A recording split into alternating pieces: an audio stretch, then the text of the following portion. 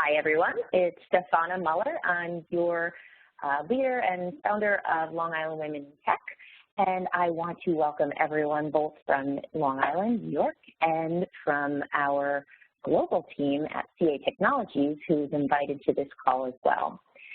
Today, we'll be presenting Building Your Personal Brand Through Social Media, and our presenter is Rachel Duran, and she's an expert in this area. I'll introduce her in a minute.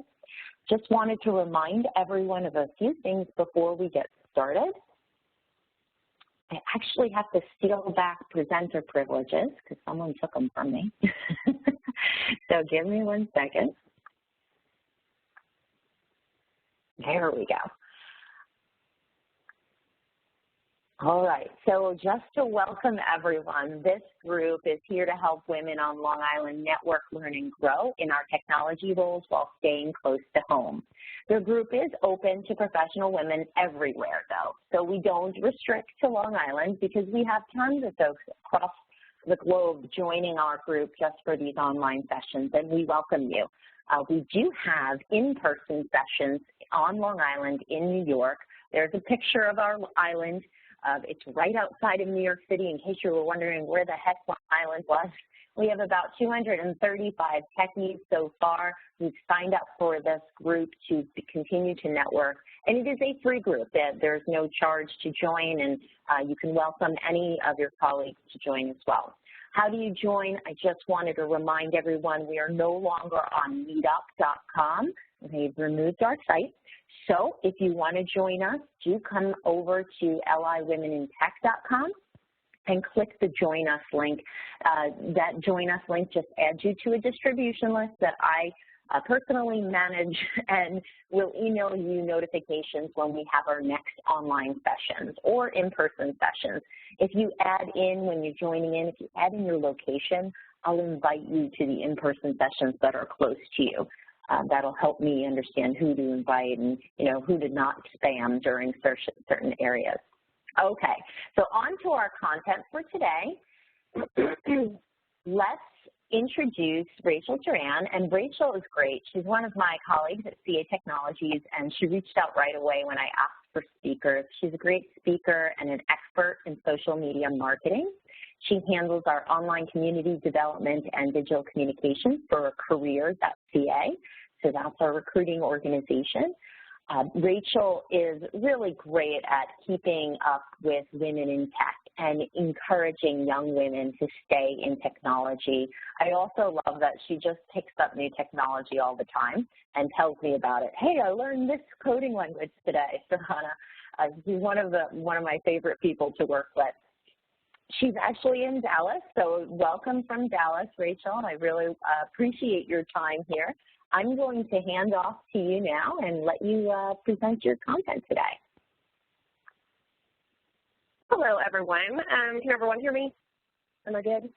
I'm not on mute? Yes. Yep, okay. We can hear you. Okay, perfect.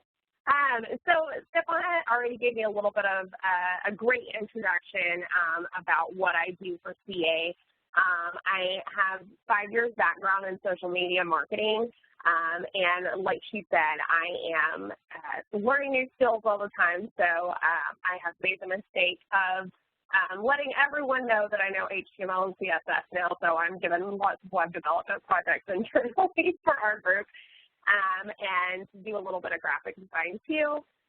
And I'm also a sucker for doing these things for nonprofits. I am on the advisory board for Hope Center for Autism in Fort Worth, helping them with their marketing.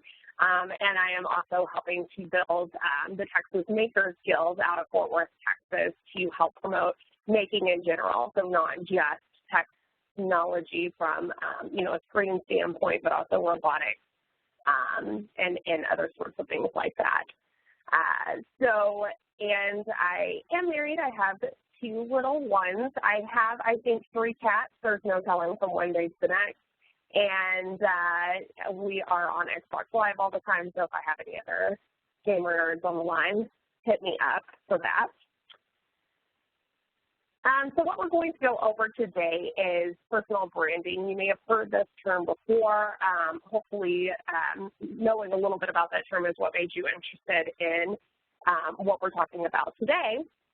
But just to go over it a little bit and then talk about how to do that, particularly through social media, and then how to continue that personal brand and build it as you go once you set up a framework for that.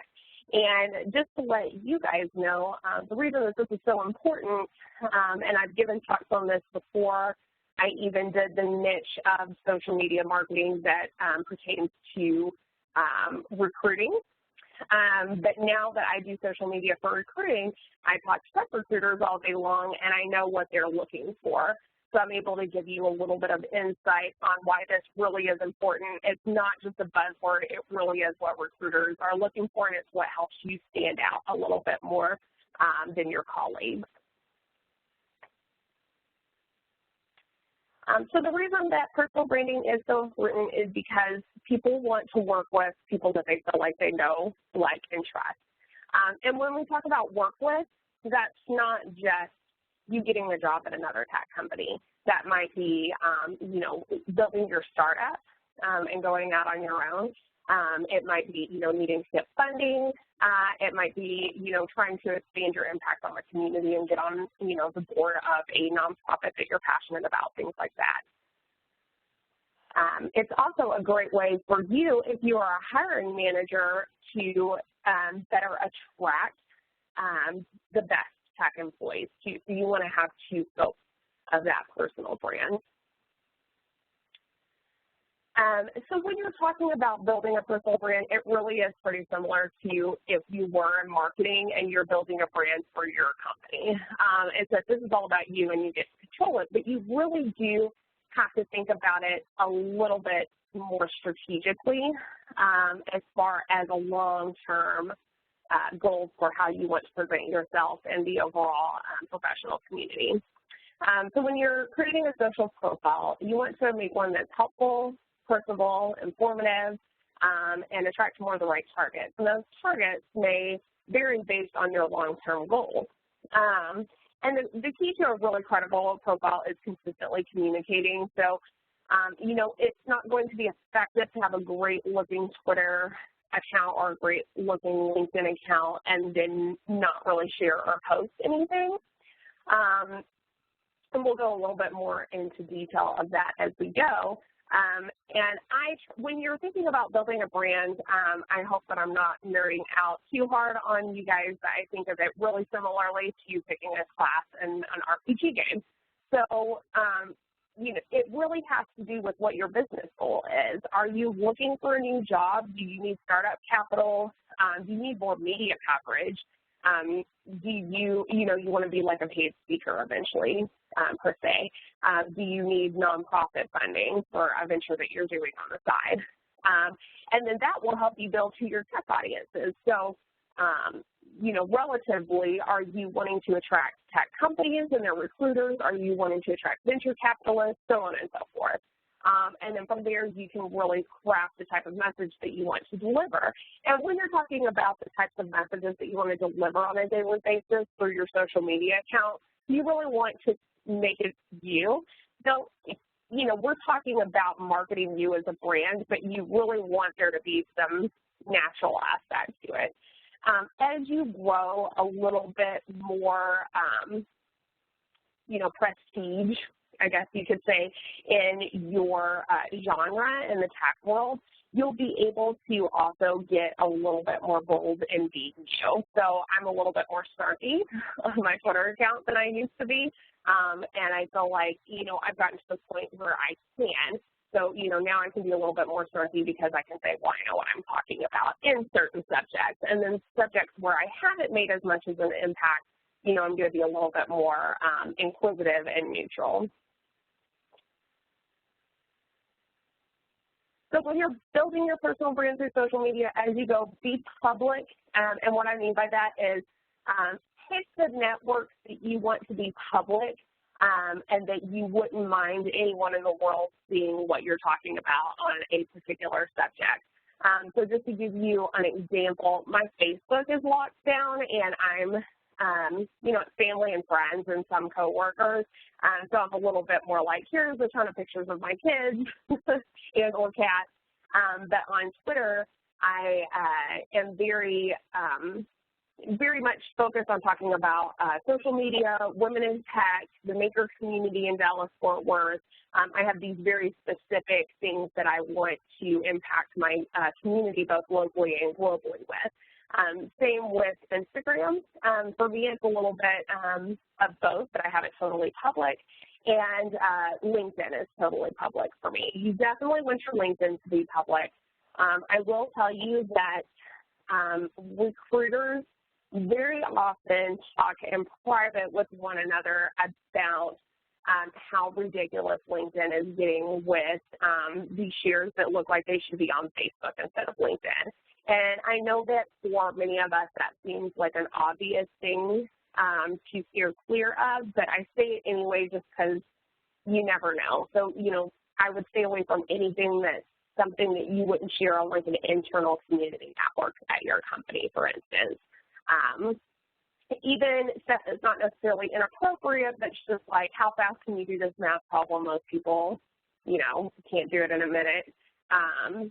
Recruiters are kind of annoyed by that kind of stuff. So be public, but also be very cognizant about how you're presenting your personal brand on those public accounts. And so I'm not saying don't have any fun, but just pick a network to have your fun and lock it down, if that makes sense. And be consistent. This one is honestly super hard for me as well, even though I'm on social media all day. I'm on social media doing this for my brand and the people that I consult, and sometimes I forget to do it for me. We'll talk about a little bit later in the presentation how to kind of make that consistency a little bit easier for you as well. Be neutral. That kind of goes into what I was already touching on with the be public part. You can have opinions, but don't get really wild on like political opinions, especially with this being an political election year in the U.S.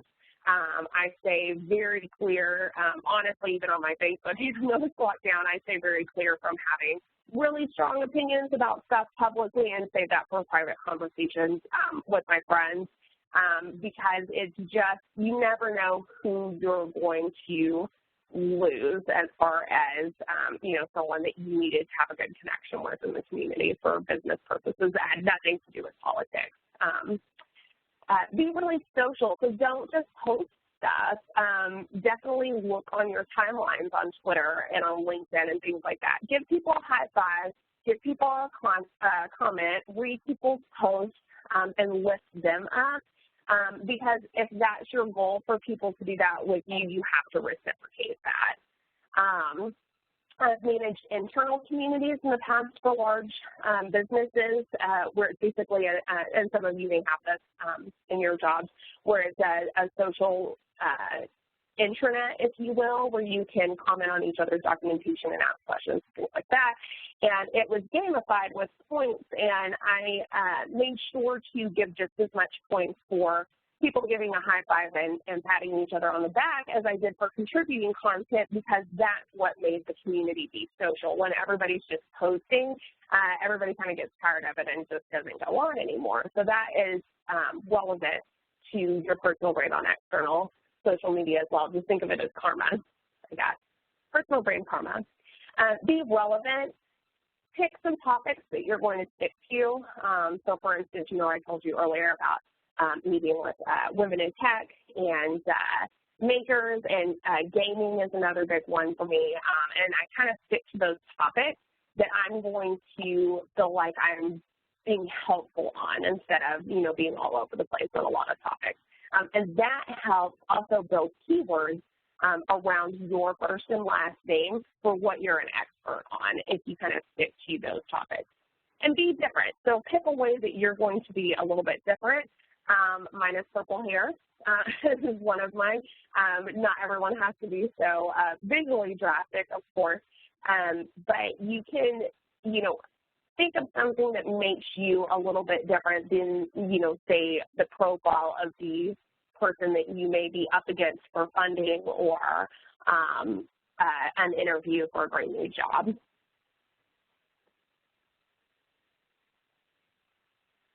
So when we talk about telling stories and what to tell, My boss and mentor, Craig Fisher, is very popular in the HR marketing community, and he has a really great formula for this that I've started to use as well, and it works really well, not only for our marketing, but also for personal branding as well, and that is the 5-to-1 ask to give ratio. And what that means is for every one thing that you ask, and asking could be like, you know, come like my blog or hire me, or, you know, something where you're wanting to have someone come check something out that doesn't necessarily do something for them, it helps you out. For every one piece of content that you put out like that, you'll want to put out 5 pieces of content that are for other people. So that can be a humorous post. It can be a post about, you know, a case study that you did that's really helpful, where you're giving steps and tips for how someone can repeat that success in their organization. You know, I've had a lot of people ask me why I give out so much stuff. And I think it really has to do with me being so absorbed into the open source culture of the tech world. If you open source, you know, other things like that, you get a lot more attention, and it honestly is, you know, personal branding karma. Again, you get a lot of attention, and people remember your name when you get things out. Do not be afraid to get things out. That actually helps you get a lot more attention. So you can keep things personal. 3 things that you can have personal is, you know, you can talk about your family every once in a while, you can add humorous posts, and you can, you know, talk about your hobbies. These things I would keep off of LinkedIn, but other networks it's fine for. And then professional, you want to talk about your opinions on culture, either at your company or, you know, a company that you see yourself having in the future, or your opinions about an article about another company's culture and how they build it. And then, you know, try not to be too negative, but, you know, you can be critical like a reporter would be critical, I guess you could say. But you can talk about your coworkers. Definitely lift up your coworkers and all of the amazing things that they're doing. Not only does that feel good and make your whole company look good, but it helps those interpersonal relationships at work as well when you're uplifting each other. And then share your client successes as well, and really talk about them, even if it was totally your strategy that helped your client be great. Really uplift your clients and talk about them too if you have clients or customers. Social media basics. I am going to just go over this slide really quickly because I think that a lot of us know this, but just to separate the purposes of these pages, LinkedIn is, of course, is a digital resume. You want to be very professional in there. It's a great place to blog. You can publish articles on LinkedIn, and the great thing about articles on LinkedIn that I love is that it automatically goes out to everyone that's following you, and most of the people you're connected to on LinkedIn are also following you. And if they have not changed their settings, which a lot of people don't, they'll even get an email that says that you published something. If they're a fair weather user of LinkedIn, they still see that. Twitter is difficult sometimes to make a huge statement. It only has a 140-character limit for now. There's rumors that they're going to expand that. So hashtags are really key. Use hashtags that you make up, that are kind of already established for a certain subject matter. It's really hard to make up a hashtag and get it to stick when you're not a brand or someone very famous. And the crazy thing about Twitter is it's a chronological feed for the most part. So if you tweet something, most likely it won't get any more likes, you know, a couple hours later. So Twitter is really important to you if like a news story or an article comes up to have something to say about it right away. It's very fast moving. And like I said, I do search all the time, and Twitter is sometimes a little too fast for me. And I am also not very good at brevity, so the 140 characters kills me. But it's a great place to keep, so I do a lot of listening on Twitter. I love finding a hashtag that's talking about something and then clicking on that, seeing what people have to say about it, and seeing the different articles and images supporting that subject. And so it's kind of like you get to sit at a coffee shop and be part of a conversation where you're just listening to a bunch of smart people talking about things and kind of soaking that in. So that's a little bit more how I personally use Twitter. Facebook has great privacy settings, so you can have the same page that has people, you can do some public posts and some private posts, and then you can like set up different groups that can see certain posts, and as long as you're comfortable with managing that, Facebook's a great place for that too, because it has like the most users of all of these. Instagram is a very visual platform. I struggle with this one from a personal branding perspective, because unless I have something really impactful visually to share, I try not to put it there because I don't want a bunch of hodgepodge on my Instagram channel. But if you can pick up some graphic design skills, and I do suggest if you do not have skills for, say, like Adobe Creative Suite, for instance, there is a tool called Canva that is online, and it's totally free, and they have everything optimized to look really great and sharp on, each social media network, the right sizes and everything. And you can make a graphic depiction of a point that you're trying to make around business or technology yourself, and have it look really sharp and great, and put that up on Instagram. I do that a lot with Photoshop, but Canva is really easy and it's free. So Pinterest is similar. It's a picture format, but it's really different from Instagram. Pinterest is really good for if you want to do a how-to, so you want your picture to be attached to an actual link most of the time. So if you have a blog that is, say, a case study or something like that, that's a great place to link that visual representation of what you're open sourcing for people to, help them be a little bit better and more impactful in their jobs, and link that to a blog. And then enterprise communities, similar to what I was talking about earlier when you have your internal company communities, but there's also likely some sort of tool that you use that has a community. So some of you may use, for instance, CA products, and there is a communities.ca.com where you can be part of the community of users of your product and share things, and that's a great way to get to know people and to kind of show off your expertise a little bit. Thank you for sharing the link to Canva, Stephana. I would have had it in the slide, but I actually did not think about it until while I was talking. So we'll go over a LinkedIn profile real quick. So this is actually not from me. I can't take credit for this. This is from my boss, Craig, that I was talking about. So he has like a jillion followers on LinkedIn and Twitter, and he often open sources his ways of doing those things, so that's really great. So he gives some great tips about making sure you have a high-quality professional photo. If any of you go to conferences, I've noticed LinkedIn does a really good job of showing up to a lot of tech conferences and taking pictures for you, which is really awesome. It's a great free way to do that. You can add some personality with a background image. But the most important part, those are usually kind of obvious and shared on blogs about how to make a great LinkedIn a lot. But Craig really focuses on something that I think is really important, and that's your name plus keywords. So you want right next to your name to be as many, like make it look like a sentence still, but make it to where as many keywords that have to do with what you do, what you're passionate about, and what you're great at, what you want to get hired for, are right next to your name. And here's the reason why. A lot of recruiters or just good internet sourcers will actually not use up their LinkedIn searches, and I do this all the time for various reasons.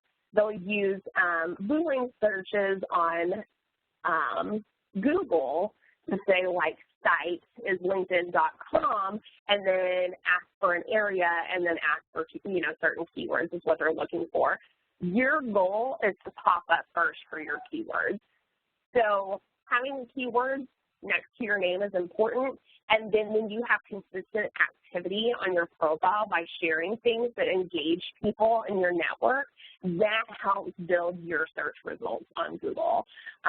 So this is just kind of some tips from him on how he overcame the fact that there was an artist named Craig Fisher that was taking up all of the Google searches for Craig Fisher, and this is the strategy that he used from a technical algorithm standpoint to understand that and overcome it.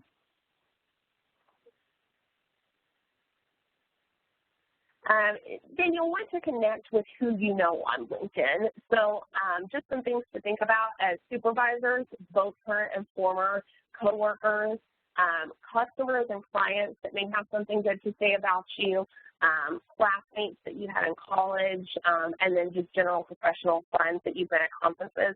So a little trick that I do is every time I go to a conference, a meeting, similar to the LI Women in Tech, or I just meet somebody in a coffee shop who notices that, like, my backpack says CA Technologies and talks to me, if they don't have a card on them, or if they do, I'm like, hey, let's connect on LinkedIn, and I do it right then.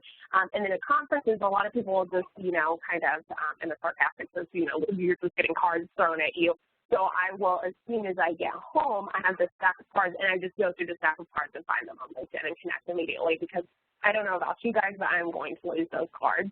I wouldn't even know where to buy a Rolodex anymore. I don't even think they make them. So that is kind of my new Rolodexes. I am just sure to add them immediately.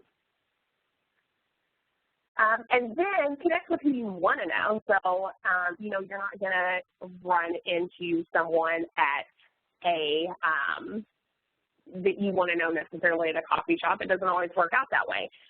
So some great ways to do that is find groups on LinkedIn that have to do with what you're passionate about and what you do for a living. And then find people with certain titles. So one of my tricks for my personal brand, and I will tell you that I have not technically, quote unquote, looked for a job in like 5 years. I generally have been recruited. And that is because anytime I see something cool about a culture at a company, or somebody's great blog or something like that, I look for that company and add the key terms recruiter. And I immediately connect with that recruiter. And what that does is that makes it easier down the line when they're searching. The people who are going to pop up first in their search are the people they're already connected to. So you just want to make it a little bit easier for them to find you. And now this is also relevant to you if you're not trying to get recruited, but you want to be connected. Say you're a hiring manager, you want to have a lot of people already ready to go in your network that do the things that your group does. Go ahead and connect with them now. Don't wait until you're hiring. Build that network now.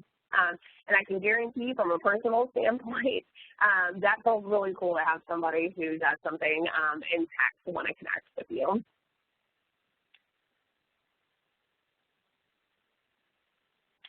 Okay, so quick ways to use Twitter effectively. You're going to want to focus on quality, not quantity. So don't tweet just to tweet. Tweet when you have something really great to say. Promote your blog posts and ideas. Anytime you have a blog post, anytime that you're going to be featured on something, anytime you have an idea about something, tweet it. Use hashtags, use a link, or use an image to expand on what you're trying to say. Interacting is the most important. So you can ask questions, you can repost other people's interesting posts with your own commentary added to it. You can share links to articles and blog posts and talk about those. But don't spam people and don't use the auto DM feature. This is something that a lot of people have been told for a long time is this great way to get connections and sales on Twitter. And I can tell you in the social media community, for social media managers, we're all kind of over it. We're over the very obviously fake DM that you get from people as soon as you connect. This is like, hey, we're best friends now and come buy my stuff. Don't do that. It annoys a lot of people. And Twitter isn't really the personal info channel necessarily, so I would avoid saying like, oh, I love the things I had for breakfast. That's usually not how to use Twitter effectively for a personal brand. So let's talk about how to get content. So the first way to get content is creation. So I know that earlier I talked about why it's great to use LinkedIn for blogs. I will tell you a trick. It's probably not a great idea for that to actually be the home of your blog, nor Facebook articles or anything like that. And here's why. That's rented space. you want to own your space. You want to own your brand. If you don't want to invest a whole lot of money in that brand, you can get a WordPress blog for free. Now, if you get it for free, you can't use your own URL, but you can make up a anything.wordpress.com for free. And the reason that that's great is you can eventually go back and add your own URL, and it's like less than $20 a year. And then that's your space, you own that URL. So even if WordPress changes, you still own that URL, and you can have somebody else host your stuff there, and people can still find you. You don't want to be stuck in a situation, which I am predicting, where social media is going to start figuring out a way to monetize you using their space as a hub for content, long-form content, if you will. So check out WordPress, or I'm sure a lot of you are web developers, do your own web development. The reason that I like WordPress and I develop my own home pages and own my own URLs is because having a blog on WordPress is indexed very highly on Google. That's the only reason why I suggest that. So even if you are a great UI designer, think about having your blog on WordPress. GitHub is a great place too. We've been talking a lot about open source here. If you're not already on GitHub, or you are, but you're not active on it, get active on it. This is something that tech recruiters talk about all the time, similar to using Google Boolean search operators for LinkedIn. They do that for GitHub too, the really good ones too. So make sure you're active. They look at your activity on your profile. They look at how many things that you share and how actively you share, and they will look to see if your email or your portfolio website link is there for them. And the easier you make it for them, the more likely they are to contact you. You don't have to write all of your content, though. You can curate your content, too. I like to have a good mix. And sometimes this can be a little overwhelming. So there's two things that I like to use to curate content. One is called Pocket. So you can go to getpocket.com. And the cool thing about Pocket is you can have it on as an extension on like Google Chrome. And also you can have it as an app on your smartphone. So what this is used for is if you come across an interesting article, say when you're doing your listening on Twitter, like we talked about earlier, you can, if you have, say, the Pocket app on your phone, it adds a little icon to Twitter posts that gives you the option to pocket it. So you can pocket it for later, and then you can go back and look through what you want to repost. So if you're on the go and you don't really feel like writing a tweet right at the moment, or you want to kind of think about it, or it's an article you didn't even get to read but you want to read it later, Pocket is great. And then Hootsuite is a good counterpart to that. So Hootsuite is, and you can use TweetDeck, and there's other things like it. I prefer Hootsuite, probably for no other reason than that's what I've always used, so I'm comfortable with it. But one of the reasons that I love Hootsuite for content curation is because you can set up keyword searches in Hootsuite that have different streams. So this is a real screenshot of my keyword searches that I have set up. So women in tech content, for instance, is a list that I'm building as I go, as I discover new ones, and it just has all of these different handles on Twitter that focus on women in tech content, and then it also pulls in anything that has hashtag women in tech. So you can mix and match your keywords and users in there, and that's a very easy way to not get too overwhelmed by your Twitter feed and either retweet or pocket it inside of Hootsuite, as well as there's a Pocket extension for Hootsuite. You can also automate stuff. I try not to automate too much because you can run into some trouble for automating to the point where you share articles that you wouldn't have shared had you actually had a chance to read it or had anything to do with it. And it just comes off as being not very personal. But here's the automation tools I love and I use on a daily basis. One is called IFTTT. IFTTT is a lifesaver. So the recipes that I have screenshot here are just an example for things that you can use for social media, but there's all kinds of stuff, like when you have something pop up on your calendar for Google Maps to tell you how long it's going to take to drive there. It's crazy. So they have a lot of different vendors for, Internet of Things, various, and you can do an if this then that recipe for pretty much anything. Not only is there a huge library of these formulas that people have already put together for you, but you can also create your own and publish them as well. Really, really cool. These are three that I really like. So like I get an email every time CA Technologies is mentioned on Reddit. I love that one. And we also have one for sharing Instagram photos as native Twitter photos instead of doing the Instagram link. Another good one that I like, I'll give you a secret, on the CA Technologies page is anytime somebody makes a public post on Instagram that's #LifeAtCA, it automatically also posts to that album on our Facebook page. So it really saves me a lot of time for something I would have done anyway. Hootsuite also has a product called Suggestions, and it's really, really awesome. So you can just tell Hootsuite Suggestions that it's an app you can get on your phone. Here's the kind of stuff that I love that I'm into, be it women in tech or, full stack, Objective-C, anything that you're really into. You can input those things, and they do a really good job about finding tweets and articles and all kinds of different stuff to give you notifications, and then you can share it out through your Hootsuite account from there. Really cool. I love it.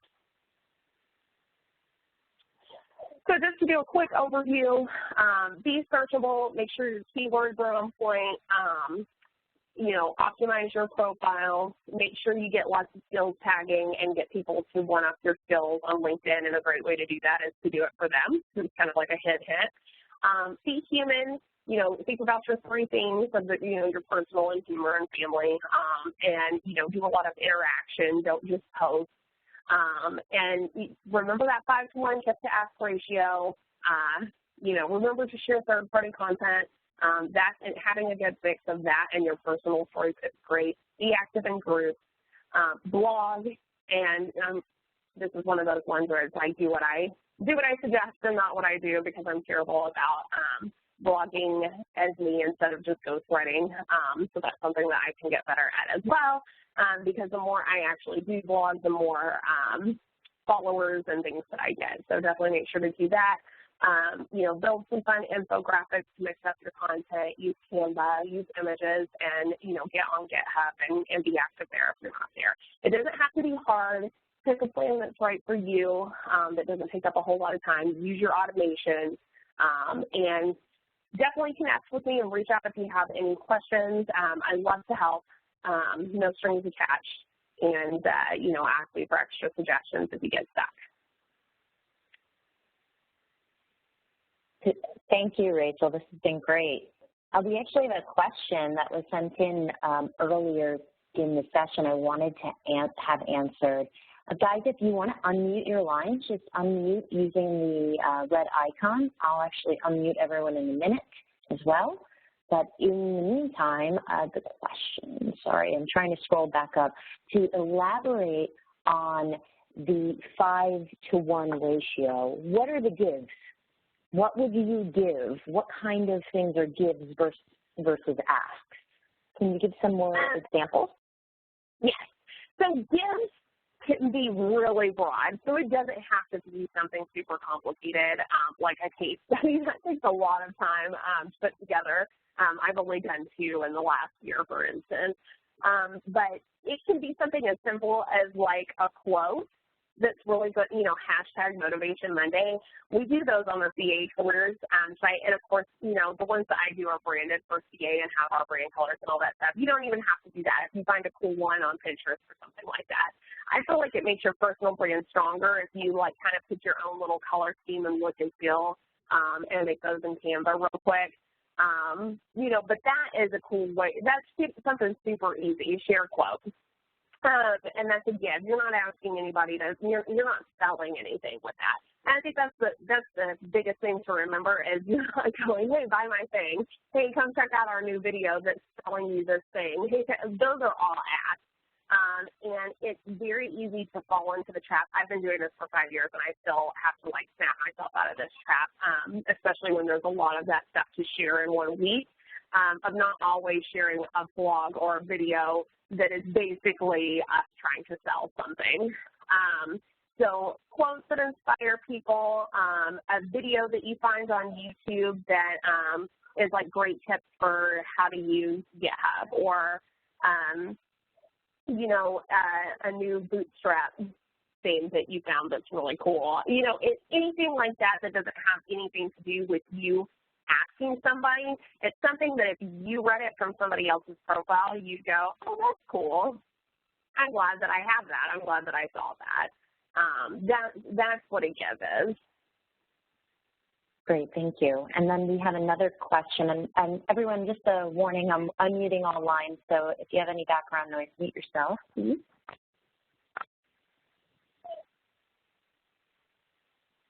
It's just taking a minute.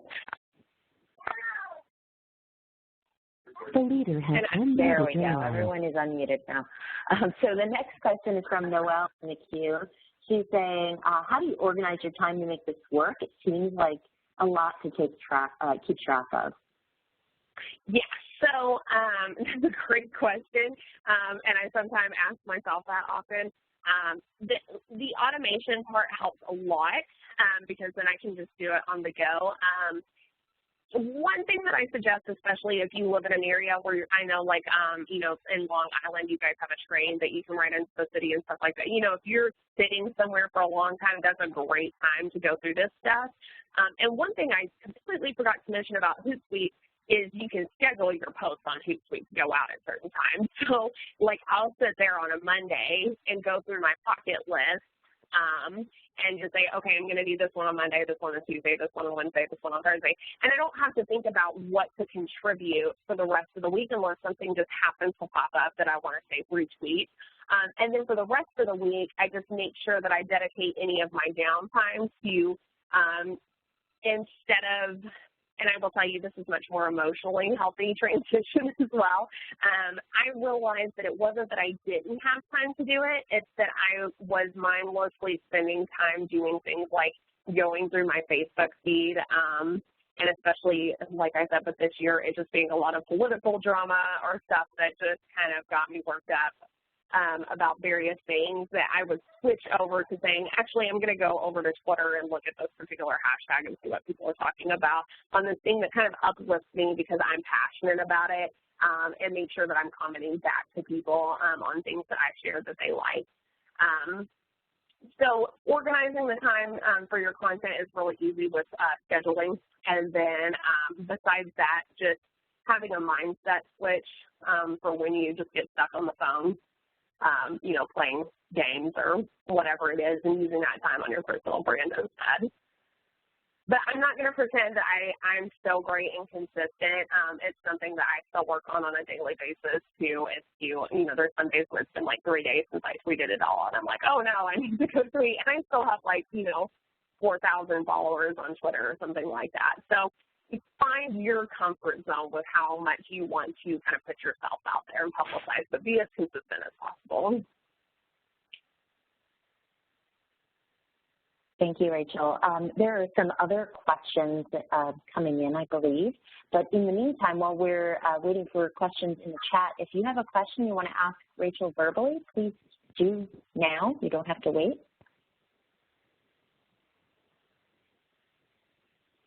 Okay. Well, no verbal questions, but there's another one in the queue. It says, oh, there you go. Noelle. Yeah, Noelle again. Sorry. So, you know, if you're new to this, hypothetically, what is a good way to get feedback, you know, so you can adjust what you're doing? Oh, great question. One great way to get, because if you ask people, especially if it's like your friends and coworkers, they're not going to be like, oh, well, you know, they're not going to be really great judges of what content that you're putting out there that's engaging or whether you're doing it enough or whatever. The cool thing is that especially for Twitter, if you go to analytics.twitter.com and you're signed into your account, you can actually see what your most engaging posts were for the past couple of months. And then you can see changes in how many followers were added per month, and like you'll kind of know the changes in the types of content that you posted. And that's a really great insight that is non-subjective. It's just numbers. There's no opinions or emotion behind it that says, okay, when I post things, you can kind of see a pattern. And I do that a lot where, like I will tell you one thing that's super encouraging is that Women in Tech post is one of our most engaging posts on Twitter. So I have a business case, not that anybody's fighting me on it, but if they were, I have a business case on why we post so much about Women in Tech, because it works. It's engaging. People love it. It's uplifting.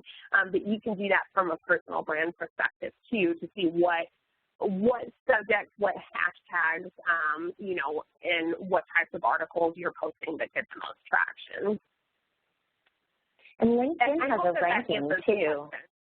Yeah. Right, Rachel? LinkedIn has a ranking as well to see if your impressions are actually getting out there to people, and those rankings are free. You don't have to be in premium to see the rankings. So right. I've noticed that, yeah, go ahead. Go ahead, sorry. So what I use that a lot. Yeah, sorry. Yeah, what happens when we're on the phone, Rachel? Go ahead. It's after you. I know. No, I was just going to say also when you look at people who've seen your profile, I look at that all the time, and I kind of look at the faces and titles. I'm like, okay, cool. But what I'm looking for is it reminds me to look at my chart to see, okay, because I know, all right, I posted like almost nothing this month, or this is the month that I did my case study. So very similarly, I can see how that's affecting how many people are looking at my profile because they're interested. So that sounds. Cool, thanks. I actually do have another question. You go to that. Oh, go ahead. No, I was going to say if other people aren't jumping in, for things like obviously LinkedIn, that's clearly one type of audience, and Facebook is the other. But things like Twitter and Instagram, which could be either. Do you have two separate accounts, like your work friends and your professional? So I used to do that when I was in an agency, only because I didn't want my Facebook account to get shut down whenever I was running a ton of Facebook pages. If something happened with like a copyright issue or something like that, not only does the page get shut down, but your personal page gets shut down. But now they stopped doing that, and they actually will. It's actually against their terms of use now to have two separate personal accounts for the same person. So one thing that you can consider, and I have kind of had this on my radar for a long time and personally have not made the jump quite yet because I'm not ready to make the commitment to have the extra time spent on adding content. But I would suggest if you do have a lot of content to add and want to commit to it, you can definitely do a brand page where you are the brand. Yeah, not for Facebook. I was saying more for Twitter or Instagram. Oh, I'm sorry. Yeah, I don't just because I'm not that worried about it, but I do know several people in this, like the type of stuff that I do, that they do have a private one and a public one. And then for Twitter, you can do the same as well. It's just really up to how much you want to keep up with it. My personal philosophy is the less accounts, the better, and I just pick which ones I want to use for public and which ones I want to use for private. Okay, thanks. We have one question in the chat. It is, some days I see so many reposts, but I just shut down. How can I avoid causing that feeling in others? How much is too much, and how do we get honest feedback on what we are putting out there? That's a great question. I think that one of the biggest ways to avoid that is, like, for instance, on Twitter, quoting the tweet and adding your own commentary to it that's very personable. And a good way to do it on LinkedIn is the same. So if you're sharing it, add your commentary to it. Why are you sharing it? I want to know what you think about it and why you're sharing it. Because when you just click share, I'm going to assume that you just 100% share their opinion. You're just basically giving them a thumbs up on it. And then I'm like, well, you could have just given a thumbs up on it instead of sharing. But, you know, so when you share and you tell me the reasons why you shared, and here's some really good tips on how to do that easily, because sometimes I'm like, well, I don't really know what to say about it. I'll pick my favorite quote. Say it's an article. I'll pick my favorite quote from inside of the article that feels like a little bit of a teaser and put that on my share and say, like, totally agree, or, you know, read more because this is really great. I think that overcomes that issue. No, it's on me. We're just doing our Q&A stuff. I think that overcomes that issue a lot, because then you're letting your followers know you're wanting to have a conversation about it, not just put it on their feed, if that makes sense.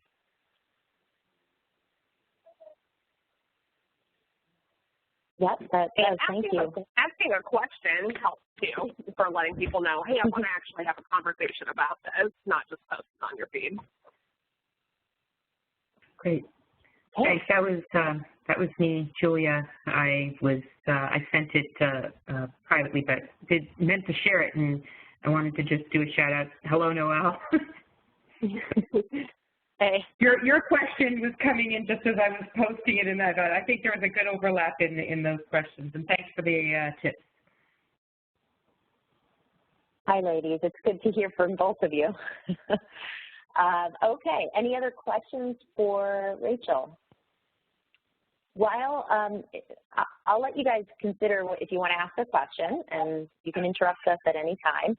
The one thing I wanted to mention before we leave this call today, there was actually a few things, but one main thing is that we're actually posting pictures of our members out on the website now, so Long Island Women in Tech, and picturing our members. But in order to get out there and get your picture posted, I'm asking that you post a Work Love Lead post.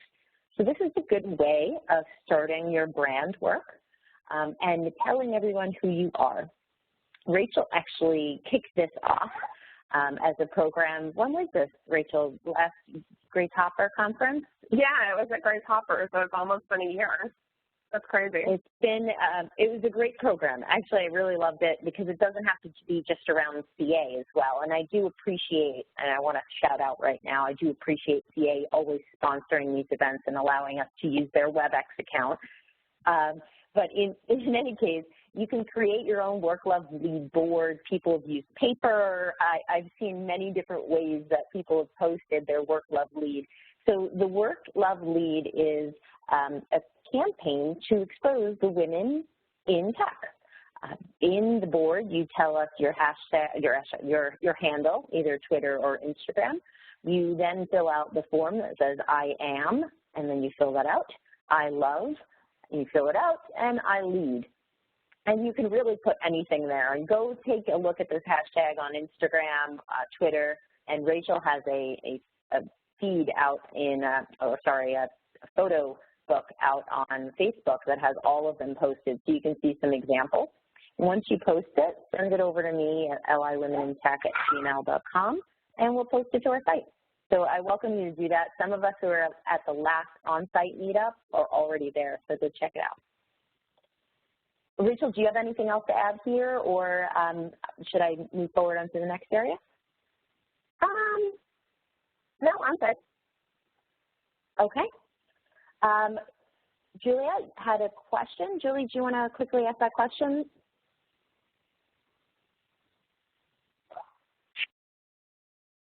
Are you there? Okay, let me ask it for her, and we'll see if she can unmute. The question is, she often wants to hold on to good LinkedIn posts. Is there a way with LinkedIn that you can do that? Or should she try GetPocket? That is a great question, and yeah, I don't know specifically, but I would put money on there being an IFTP recipe for that. Yeah, where you can say that, yeah, where you can, like, there's the cool thing about IFTP that I use a lot is my end game on my recipe often is like a Dropbox folder. So you can like save links. If the link has a certain keyword on it or something like that, you can save it in the Dropbox. So I use that one a lot. I have that ridiculous terabyte for $10 a month. So I just have a file in there. Now that you gave that idea, you know what's going to happen to me. I'm going to be sitting in IFTTT all day long. Welcome to my world. Automating everything in my life. One child responds no, sends to timeout.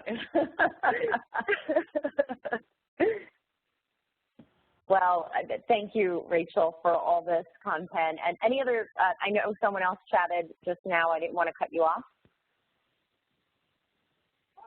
Okay, before we end, guys, we've got 2 minutes, and I know you're probably trying to get out along with your summer Friday. I know there's a group at CA that actually gets off on Fridays in the summer. I envy them. This is not happening with me. I'm going to share my screen. Please excuse the background noise. So what I wanted to do is just share with you that LongIslandWomenInTech.com is the new website. Here's what it looks like. Please bear with me because I had to pull it together in like seconds, so I used a template, and it's not like me, I understand, but it's a template, but it gives you some more information about our next event. I don't have our next event scheduled yet because of the holiday, so just keep up, and I'll send a note to everyone in about a week to tell you when the next event is. In addition to that, if you're on Long Island, I wanted to mention to you that there is a program that you can join in on to get free tickets to the PGA tournament and also volunteer with Girls Inc. So if you'll go, I'll post this out on our site very soon, but Girls Inc. of Long Island is looking for volunteers to sign up to volunteer at the PGA tournament this year at Bethpage. So if you're available the week of August 23rd, please go out and volunteer, and you get free tickets, and you can also you know, check out some other things. I'm sorry, it's not free tickets. It's $75 to sign up. But if you think about it, kind of cheap tickets to a golf match, right? All right, so I wanted to mention that. And then last but not least, before you leave today, because we're all talking about connecting, go into the chat and send us a link to your LinkedIn so we can connect on LinkedIn. That's just click out there. I'll leave the session open a little longer for all of you to do that, and we'll make sure to connect. Well, Rachel, we're right at the top of the hour. I wanted to thank you profusely for helping and jumping in here and providing your expertise. I'm sure everyone on the phone appreciates your time. Thank you so much. Thank you, guys. All right.